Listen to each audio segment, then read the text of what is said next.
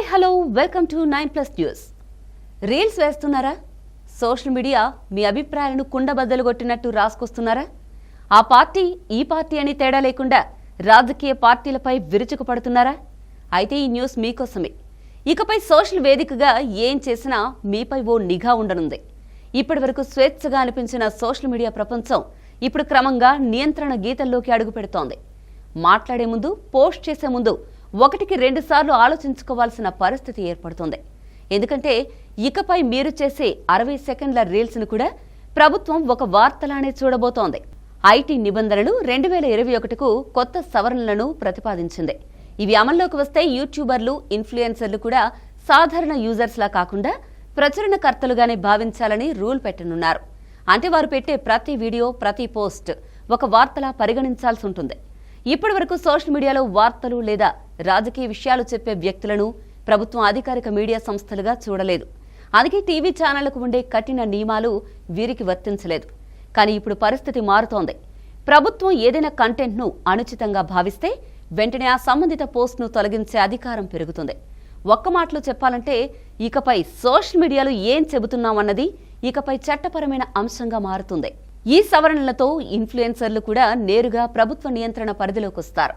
Reels అయినా, చిన్న video అయినా, ట్వీట్ అయినా అది కూడా వార్తలాగే పరిగణించే అవకాశం ఉంది. సమాచార సాంకేతికత మధ్యవర్తిత్వ మార్గదర్శకాలు, డిజిటల్ మీడియా నైతిక నియమావళి 2వ సవరణ 2026 కోసం ప్రభుత్వం ముసాయిదాను విడుదల చేసింది.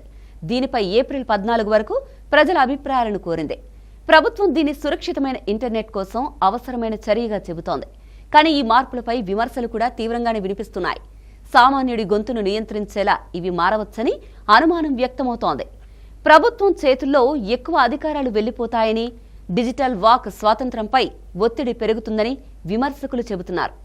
ఇంటర్నెట్ ఫ్రీడమ్ ఫౌండేషన్ లాంటి సంస్థలు ఈ ప్రతిపాదనలను డిజిటల్ నియంత్రణ దిశగా ఒక పెద్ద అడుగుగా చూస్తున్నాయి.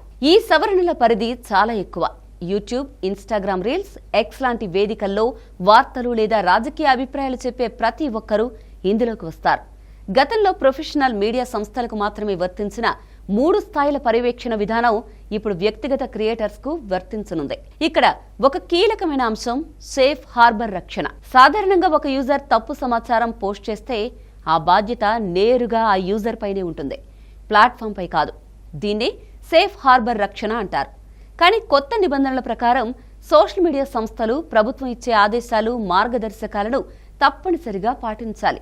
అవి పాటించకపోతే ఈ సేఫ్ హార్బర్ రక్షణను ప్రభుత్వం రద్దు చేసే అవకాశం ఉంటుంది. అప్పుడు పరిస్థితి పూర్తిగా మారిపోతుంది.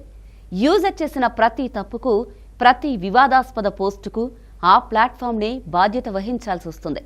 దీంతో కోర్టు కేసులు, భారీ జరిమానాలు తప్పవు. కంటెంట్ తొలగింపు విషయంలో కూడా కఠినతరం కనిపిస్తోంది. ప్రభుత్వం నుంచి నోటీస్ వచ్చిన తర్వాత కేవలం 2 నుండి 3 గంటల్లోనే ఆ కంటెంట్ను తొలగించాలి. గతంలో ఉన్న 24 నుండి 36 గంటల గడువుతో పోలిస్తే ఇది చాలా తక్కువ సమయం. అంటే చర్యలు కూడా వేగంగా, కఠినంగా ఉండబోతున్నాయి. ఇది ఒక్కసారిగా వచ్చిన మార్పు కాదు. ఈ ఏడాది ఫిబ్రవరిలోనే డీప్ ఫేక్లు, ఏఐతో తయారైన కంటెంట్ పై కేంద్రం కొన్ని నిబంధనలు తీసుకొచ్చింది.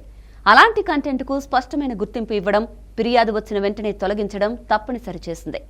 ఇప్పుడు ఈ కొత్త సవరణలు ఆ దిశలోనే మరో దశగా కనిపిస్తున్నాయి. మొత్తంగా చూస్తే ఈ సోషల్ మీడియాలో ఎవరు ఏం మాట్లాడుతున్నారు అన్నదానిపై ప్రభుత్వ పర్యవేక్షణను మరింత బలపరచడం ప్రధాన లక్ష్యంగా స్పష్టంగా కనిపిస్తోంది.